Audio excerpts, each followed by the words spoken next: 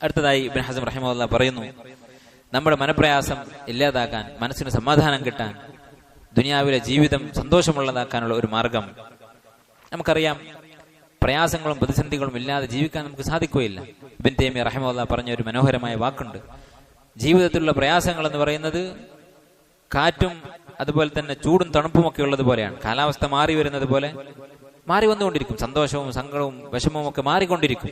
അപ്പൊ കാലാവസ്ഥ മാറുമ്പോൾ നമ്മൾ എന്താ ചെയ്യുക? ഇതെന്താ ചൂട്, ഇന്നലെ വരെ തണുപ്പായിരുന്നല്ലോ എന്ന് പറഞ്ഞിട്ട് നമ്മൾ പ്രതിഷേധിക്കുമോ? നമ്മൾ അതിനെ പഴിക്കുമോ? ഇല്ല. മറിച്ച് ഇത് തണുപ്പിന്റെ സീസണാണ്, ഇവിടെ തണുപ്പ് തന്നെ ആയിരിക്കും. അത് നമുക്ക് നേരത്തെ അറിയാം. അതിനനുസരിച്ച് നമ്മൾ ഒരുങ്ങും. അതുപോലെ ചൂടുകാലം വരുമ്പോൾ എന്ത് പറഞ്ഞിട്ടും കാര്യമില്ല, ഇത് അള്ളാഹുവിന്റെ ഖദറാണ്. ഈ കാലം ചൂട് തന്നെ ആയിരിക്കും. അതിനുവേണ്ടി നമ്മൾ ഒരുങ്ങും, തണുപ്പുണ്ടാക്കാനുള്ള മാർഗങ്ങൾ സ്വീകരിക്കും.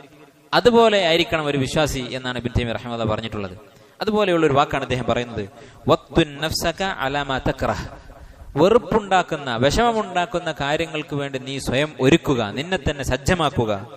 യഖില്ലു ഹമ്മുക ഇദാ അതാക്. ആ പ്രതിസന്ധി വന്നാൽ നിന്റെ വിഷമം കുറയും.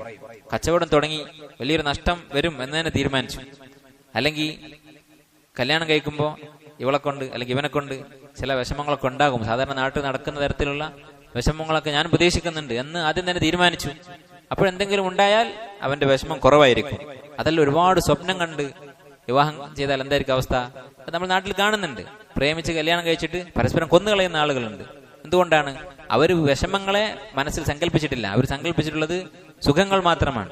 അതുകൊണ്ട് വിഷമം മനസ്സിൽ സങ്കല്പിക്കുക. വലം തസ്തദിർ ബിതൗതീനിക അവലൻ. നേരത്തെ ഇതിന് ഒരുങ്ങുന്നത് കൊണ്ട് എന്തെങ്കിലും നഷ്ടമുണ്ടോ?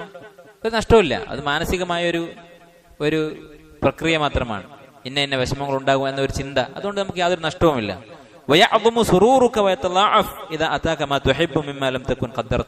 ഇനി ആദ്യം പ്ലാൻ ചെയ്ത, പ്രതീക്ഷിച്ച, മുൻകൂട്ടി നമ്മൾ സങ്കല്പിച്ച ആ വിഷമങ്ങൾക്ക് വിരുദ്ധമായി സന്തോഷമാണ് ഉണ്ടാകുന്നതെങ്കിൽ സന്തോഷം ഇരട്ടിയാകും. അപ്പൊ കിട്ടുന്ന സന്തോഷം ഇരട്ടിയായിരിക്കും. അതുകൊണ്ട് ആദ്യം വിഷമം ഉണ്ടാകും എന്ന് മനസ്സിൽ കരുതി അതിന് സജ്ജമാവുക. ഇത് നമുക്ക് ജീവിതത്തിൽ സ്വീകരിക്കാവുന്ന ഒരു നയമാണ് എല്ലാ മേഖലകളിലും.